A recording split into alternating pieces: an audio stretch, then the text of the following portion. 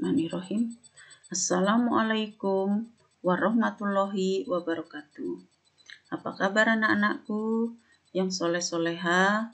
Semoga senantiasa dalam lindungan Allah Subhanahu wa Ta'ala. Amin. Jumpa lagi dengan Ibu Sri Usniatun SPD dari SMA Negeri 1 Sukaraja, Kabupaten Sukabumi.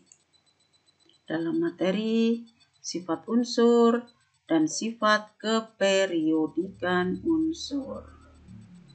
Pada pertemuan sebelumnya, kita sudah mempelajari mengenai sistem periodik modern, di mana unsur-unsur dikelompokkan ke dalam golongan, yaitu lajur vertikal ini, ya, ada 8 golongan. A, 1A, 2A, sampai 8A, dan ada 8 golongan B, 3B, 4B, 5B, dan seterusnya. Sebelah kanan ini golongan 1B dan 2B. Kemudian, unsur lajur horizontal yang disebut dengan perioda. Unsur satu golongan disusun berdasarkan kemiripan sifat. Unsur Li sifatnya mirip dengan hidrogen. Unsur Na sifatnya mirip dengan Li dan hidrogen. Dan seterusnya. Sedangkan unsur dalam satu perioda disusun berdasarkan kenaikan nomor atomnya. Baik.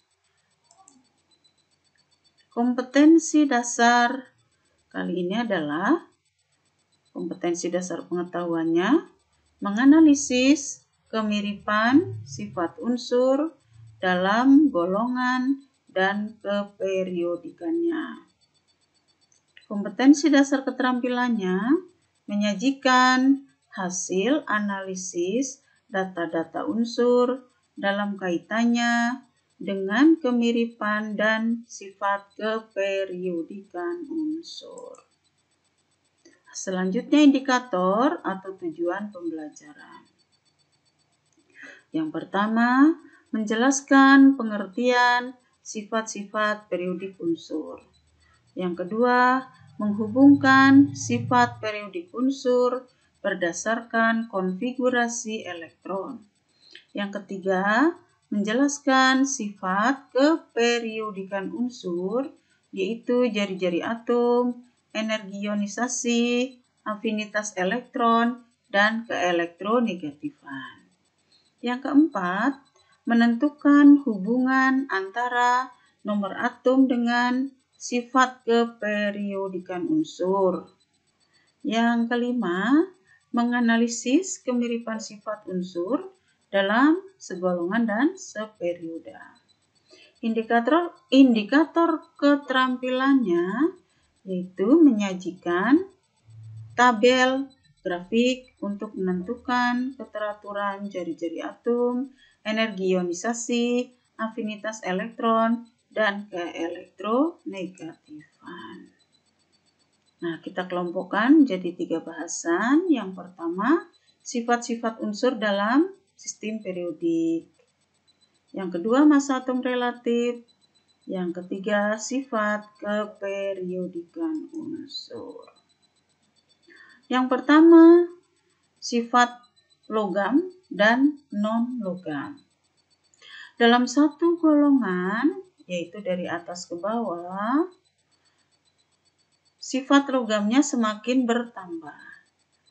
Jadi di sini kita contohkan, Na sifat logamnya lebih kuat dari Li. Kalium sifat logamnya lebih kuat dari natrium. Nah, unsur golongan 1A ini ya semuanya bersifat logam kecuali unsur hidrogen.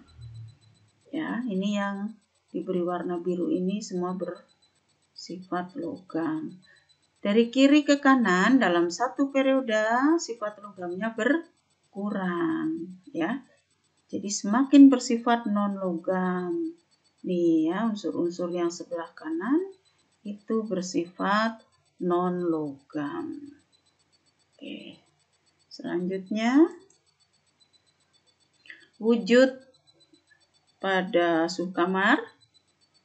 Ya, ini yang diberi warna ungu. Hidrogen, nitrogen, oksigen, fluor, klor, helium, neon, argon, krypton, xenon, radon. Ini adalah berwujud gas ya pada suhu kamar. Semua ini unsur golongan 8A ini gas. Kemudian yang diberi warna hijau, ini Hg ini sebetulnya logam, ya, merkuri itu berwujud cair. Sedangkan brom ini non logam ya, berwujud cair. Unsur-unsur yang lain di sini semuanya berwujud padat. Oke, kita lanjutkan. Berikutnya adalah kemiripan sifat unsur-unsur dalam satu golongan. Sekarang golongan 1A. Unsur alkali ya. Bersifat logam, lunak dan dapat diiris. Nah, ini dapat diiris ya. Jadi sangat lunak. Kemudian ringan, massa jenisnya kurang dari 1 gram cm kubik. Kemudian reaktif terhadap air. Semakin reaktif seiring bertambahnya nomor atom ya. Jadi kalau dalam suatu golongan dari atas ke bawah itu semakin reaktif, semakin kuat sifat logamnya. Unsur golongan 2A masih bersifat logam, reaktif terhadap air. Tapi kereaktifannya lebih kecil dibandingkan dengan unsur golongan 1A. Selanjutnya unsur golongan 7A atau halogen. Bersifat non-logam, berupa molekul diatomik. Ya, contohnya F2, Cl2, Br2. Nah, berupa molekul diatomik. Beracun, berwarna, dan reaktif terhadap unsur golongan 1A. Ya, artinya mudah bereaksi dengan unsur golongan 1A. Selanjutnya, unsur golongan 8A. Bersifat non-logam, berwujud gas monoatomik. Ya, jadi berdiri sendiri. Argon, krypton, xenon, radon. Nah, itu monoatomik. Sukar bereaksi dengan unsur-unsur lain. Titik leleh dan titik didih sangat rendah. Ya, karena tadi udah ditunjukkan berwujud gas. Berikutnya, massa atom relatif AR dan massa molekul relatif. Ini nanti penerapannya pada perhitungan konsep mol. Ya. Oke. Selanjutnya, sifat keperiodikan unsur. Sifat keperiodikan unsur adalah sifat-sifat yang berubah secara beraturan sesuai dengan kenaikan nomor atom unsur dari atas ke bawah dalam satu golongan atau dari kiri ke kanan dalam satu periode. Nah, sifat keperiodikan unsur ya, ini ada jari-jari atom, ada energi ionisasi, ada afinitas elektron dan keelektronegativan. Nah, ini adalah sifat-sifat keperiodikan unsur. Kita bahas satu persatu. Jari-jari atom.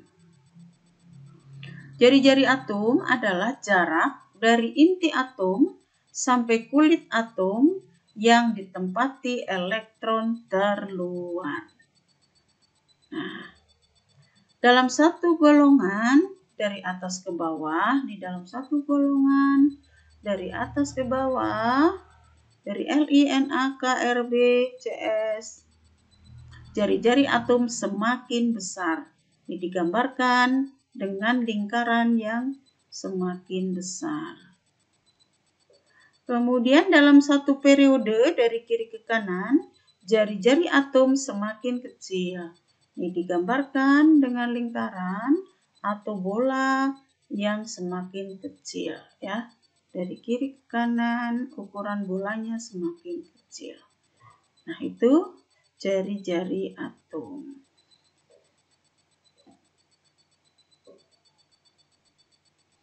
Nah, penyebabnya apa ya? Kenapa jari-jari atom ini dalam satu golongan dari atas ke bawah semakin besar? Dalam satu periode dari kiri ke kanan, jari-jari atomnya semakin kecil. Nah, ini PR nih buat kalian nih untuk mencari jawabannya. Nanti Ibu akan tanyakan pada saat diskusi di Telegram. Selanjutnya, energi ionisasi. Energi ionisasi atau potensial ionisasi adalah energi minimum yang diperlukan oleh atom netral berwujud gas untuk melepaskan sebuah elektron terluar. Ya, jadi suatu atom apabila mau melepaskan elektron terluarnya itu membutuhkan energi yang disebut dengan energi ionisasi atau potensial ionisasi. Dalam satu golongan dari atas ke bawah, energi ionisasi semakin berkurang. Ini kita lihat ya, energi ionisasinya semakin kecil. Nah, ini ada kesalahan penulisan nih. Untuk natrium, seharusnya energi ionisasinya 496.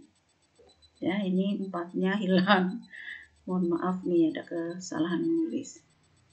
Nah, kemudian dalam satu periode dari kiri ke kanan, energi ionisasi cenderung bertambah.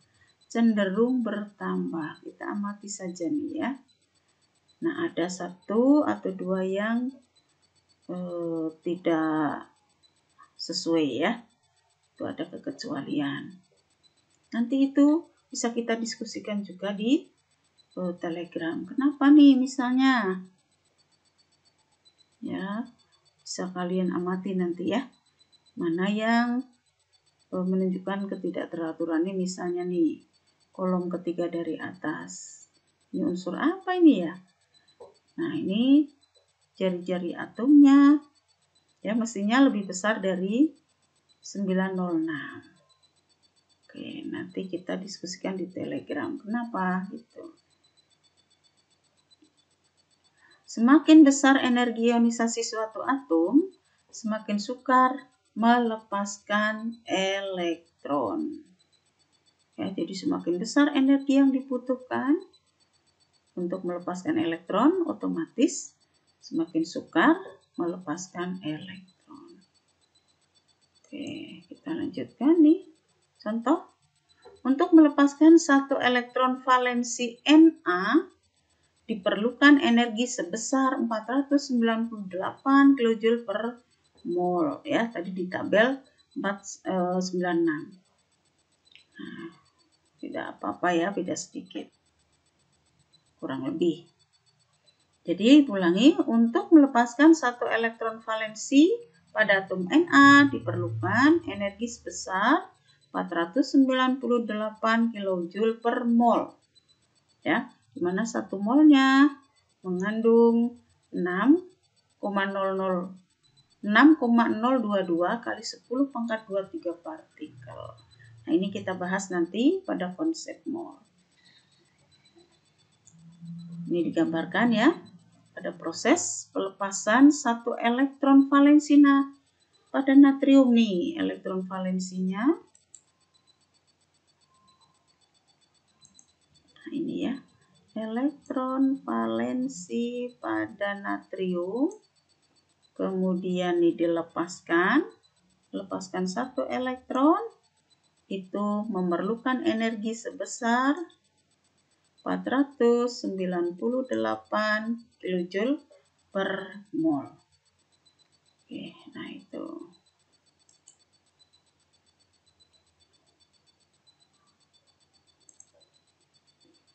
Semua energi ionisasi bernilai positif karena proses ionisasi memerlukan penyerapan energi. Oke, kita lanjutkan. Sifat keperiodikan yang kedua adalah afinitas elektron. Afinitas elektron adalah besarnya energi yang dibebaskan suatu atom netral dalam wujud gas untuk menangkap sebuah elektron. Itu afinitas elektron ya. Jadi besarnya energi yang dibebaskan suatu atom netral dalam wujud gas untuk menangkap sebuah elektron. Nah, ini adalah afinitas elektron ya. Jadi untuk berubah menjadi ion negatif menangkap sebuah elektron itu dibebaskan energi yang disebut dengan afinitas elektron. Ya. Kalau tadi energi ionisasi, untuk melepaskan sebuah elektron terluar diperlukan energi. Kebalikannya ya. Nah, ini proses perubahan atom X yang berwujud gas netral menangkap sebuah elektron berubah menjadi ion negatif, X-, ya. Nah, itu. Semakin besar energi yang dilepaskan suatu atom, semakin mudah atom-atom tersebut menangkap elektron. Kita lihat nih dalam tabel keteraturannya. Misalnya contohnya hidrogen dan helium. Hidrogen afinitas elektronnya -73, sedangkan helium itu 21. Mana yang lebih besar? Nah, yang lebih besar tentunya helium ya, 21.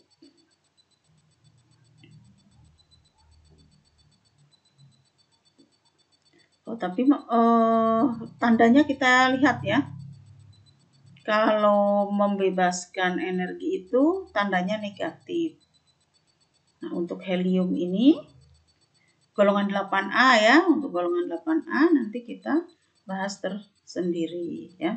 Di sini kalau kita lihat yang bertanda negatif dari mulai hidrogen, kemudian periode 2 itu litium, berilium, dan seterusnya sampai F ya.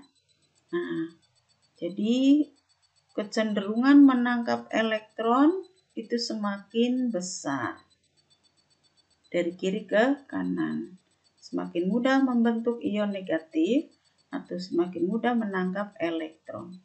Untuk golongan 8A ini tidak ya, tidak bisa membentuk ion negatif.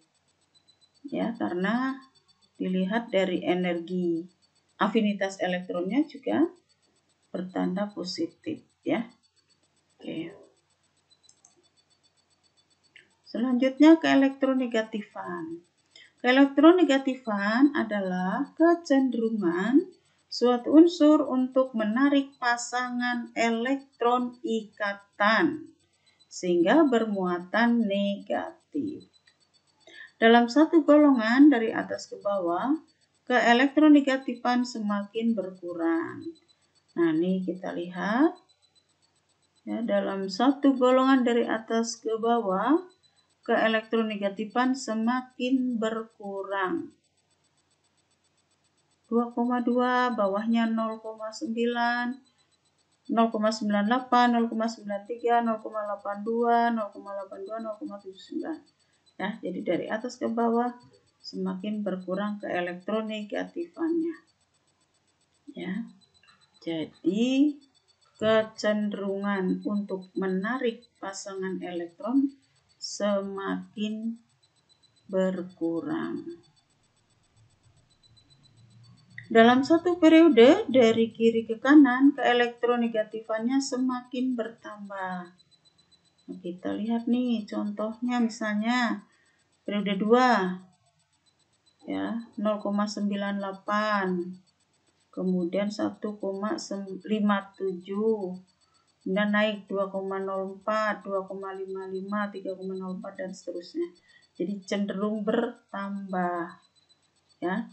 Jadi dengan kata lain semakin elektronegatif, semakin besar kecenderungannya untuk menarik pasangan elektron dalam ikatan. Oke ya. Contoh soal.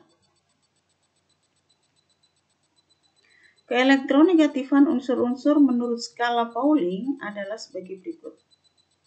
Cl 3,0, Al 1,5, K 0,8, N 3,0, Br 2,8. Unsur apa yang paling reaktif untuk berubah menjadi ion negatif?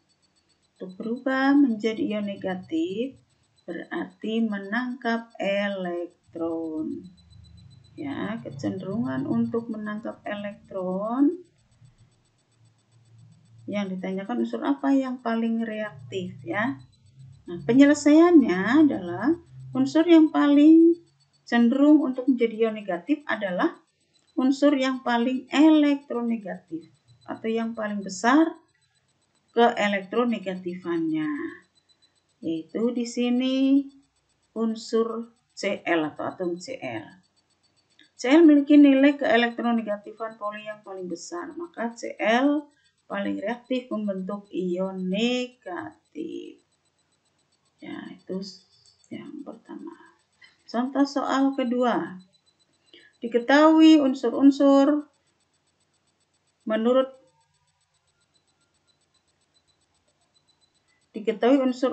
dengan nomor atomnya adalah sebagai berikut. Atom Cl 17, Al 13, F9. Ini adalah nomor atomnya. Jelaskan urutan harga energi ionisasinya dari yang paling rendah ke yang paling tinggi. Penyelesaian. Konfigurasi elektron masing-masing atom diuraikan dulu. Atom Cl supaya lebih sederhana menggunakan konfigurasi elektron berdasarkan kulit elektron. Yaitu susunan konfigurasi elektron atom Cl 2, 8, 7. Elektron valensinya 7, berarti terletak pada golongan 7A dan periode 3. Al, nomor atomnya 13, ya, berarti jumlah elektronnya 13. Konfigurasi elektronnya 2, 8, 3. Elektron valensinya 3, berarti golongan 3A. Jumlah kulit yang terisi elektron 3, berarti periode 3. Nah, berikutnya adalah atom F. Atom F, nomor atomnya 9. Konfigurasi elektronnya 2, 7. Ya, di kulit K terisi 2 elektron, di kulit L terisi 7 elektron.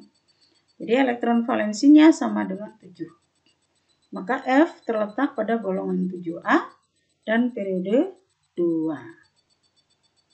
Nah, maka urutan harga energi ionisasi dari yang paling rendah adalah, kita lihat nih, tadi keteraturannya energi ionisasi dalam satu golongan dari atas ke bawah semakin besar apa kecil? Semakin kecil. Ya. Nah, dari kiri ke kanan energi ionisasinya satu periode dari kiri ke kanan semakin besar atau semakin kecil? Semakin besar. Ya, untuk energi ionisasi dalam satu golongan dari bawah ke atas semakin besar. Kalau digambarkan nih, nah, energi ionisasi itu ya.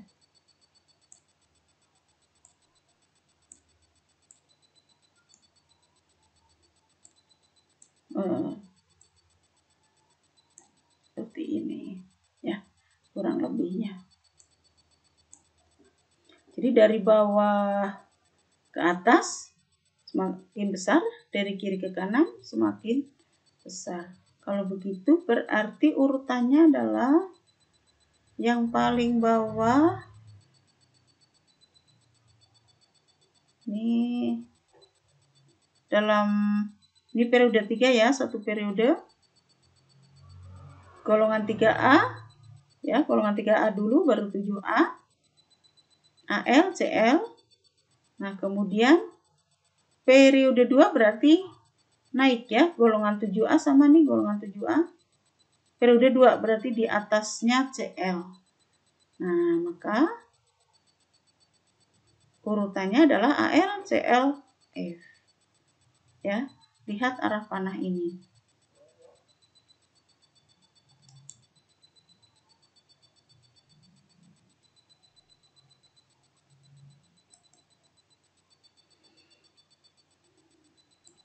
Nah, untuk berikutnya latihan soal.